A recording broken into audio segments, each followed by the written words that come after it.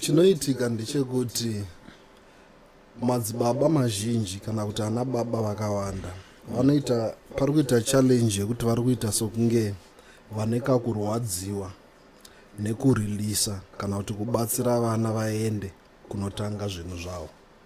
Havasi vese ana baba vane shanje uyezve havasi vese vana baba vane rudo.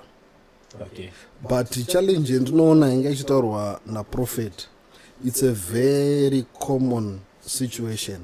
Alright. Yekuti mwana akuda kunotanga ane chiono chaiswa. Saka kana uri baba wechokwadi unofanira kuzviziva kuti ndabereka vana uyezve vana ivavo futi vanokura. So vanokura sei pakuzovasviko pakuzoitwa vana baba.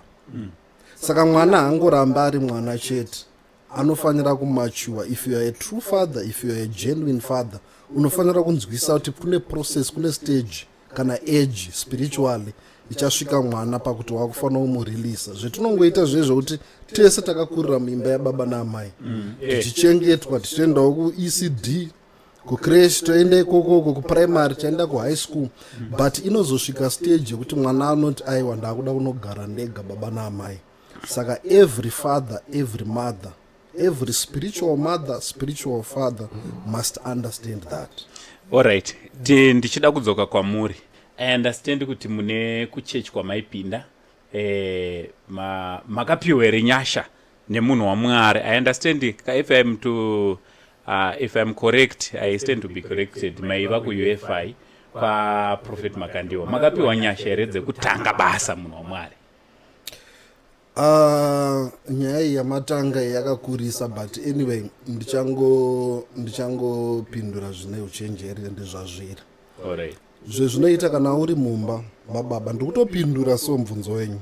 Ndinoda kuti naivavo vada kutonzwawo futi kuti because what I know very well kuti you used to push a lot muriko kuUFI muchidi. Then the next thing tagara panapa I'm expecting kuti ndichanzwa muchiti aiwa ndinika pastor chamba from UFIC, so panda kunzwa kuti mato vakupe.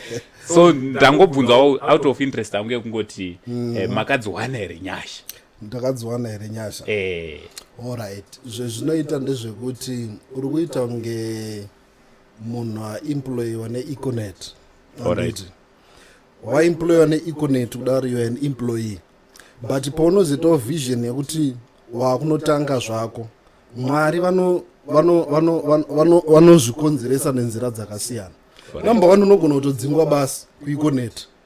Iri nzira yaMwari yekuti uchinotanga zvako. Number two, unogona kutoresigna wewe wega kuti no handichada basa. Zvekare iri nzira yaMwari yekuti uchinotanga zvinhu zvako. Hongu ndakanga ndiri nzvimbo iyoyo yamataura yenyu. I was there, I served well and I served faithfully. And I've got nothing wrong or I've got nothing against